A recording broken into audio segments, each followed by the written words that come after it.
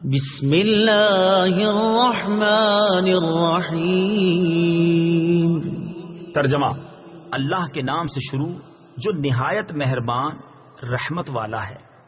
بسم اللہ، اللہ کے نام سے شروع۔ تفسیر صراط الجنان میں اس کی تفسیر کچھ اس طرح ہے۔ علامہ احمد ساوی رحمۃ اللہ تعالی علیہ فرماتے ہیں، قرآن مجید کی ابتدا بسم اللہ سے اس لیے کی گئی تاکہ اللہ تعالیٰ کے بندے اس کی پیروی کرتے ہوئے ہر اچھے کام کی ابتدا بسم اللہ سے کریں، اور حدیث پاک میں بھی اچھے اور اہم کام کی ابتدا بسم اللہ سے کرنے کی ترغیب دی گئی ہے۔ چنانچہ حضرت ابو ہریرہ رضی اللہ تعالی عنہ سے روایت ہے، حضور پر نور صلی اللہ تعالی علیہ وسلم نے ارشاد فرمایا، جس اہم کام کی ابتدا بسم اللہ الرحمن الرحیم سے نہ کی گئی تو وہ ادھورا رہ جاتا ہے۔ لہذا تمام مسلمانوں کو چاہیے کہ وہ ہر نیک اور جائز کام کی ابتدا بسم اللہ الرحمن الرحیم سے کریں، اس کی بہت برکت ہے۔ الرحمن الرحیم، جو بہت مہربان رحمت والا ہے۔ امام فخر الدین رازی رحمۃ اللہ تعالی علیہ فرماتے ہیں، اللہ تعالیٰ نے اپنی ذات کو رحمان اور رحیم فرمایا تو یہ اس کی شان سے بعید ہے کہ وہ رحم نہ فرمائے۔ مروی ہے کہ ایک سائل نے بلند دروازے کے پاس کھڑے ہو کر کچھ مانگا تو اسے تھوڑا سا دے دیا گیا۔ دوسرے دن وہ ایک کلاڑا لے کر آیا اور دروازے کو توڑنا شروع کر دیا۔ اس سے کہا گیا کہ تو ایسا کیوں کر رہا ہے؟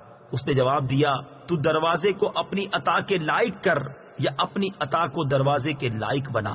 اے ہمارے اللہ عز و جل، رحمت کے سمندروں کو تیری رحمت سے وہ نسبت ہے جو ایک چھوٹے سے ذرے کو تیرے عرش سے نسبت ہے، اور تو نے اپنی کتاب کی ابتدا میں اپنے بندوں پر اپنی رحمت کی صفت بیان کی، اس لیے ہمیں اپنی رحمت اور فضل سے محروم نہ رکھنا۔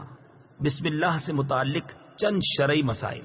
علماء کرام نے بسم اللہ سے متعلق بہت سے شرعی مسائل بیان کیے ہیں، ان میں سے چند بیان کرتا ہوں۔ نمبر 1، جو بسم اللہ ہر سورت کے شروع میں لکھی ہوئی ہے یہ پوری آیت ہے، اور جو سورہ نمل کی آیت نمبر 30 میں ہے وہ اس آیت کا ایک حصہ ہے۔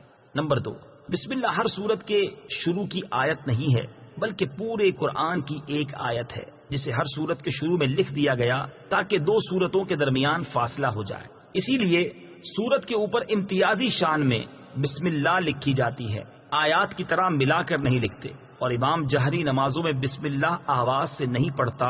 نیز حضرت جبریل علیہ الصلوۃ والسلام جو پہلی وحی لائے اس میں بسم اللہ نہ تھی۔ نمبر 3، تراویح پڑھانے والے کو چاہیے کہ وہ کسی ایک سورت کے شروع میں بسم اللہ آواز سے پڑھے تاکہ ایک آیت رہ نہ جائے۔ نمبر 4، تلاوت شروع کرنے سے پہلے اعوذ باللہ من الشیطان الرجیم پڑھنا سنت ہے، لیکن اگر شاگرد استاد سے قرآن مجید پڑھ رہا ہو تو اس کے لیے سنت نہیں۔ نمبر 5، سورت کی ابتدا میں بسم اللہ پڑھنا سنت ہے ورنہ مستحب ہے۔ نمبر 6، اگر سورہ توبہ سے تلاوت شروع کی جائے تو اعوذ باللہ اور بسم اللہ دونوں کو پڑھا جائے، اور اگر تلاوت کے دوران سورہ توبہ آ جائے تو بسم اللہ پڑھنے کی حاجت نہیں۔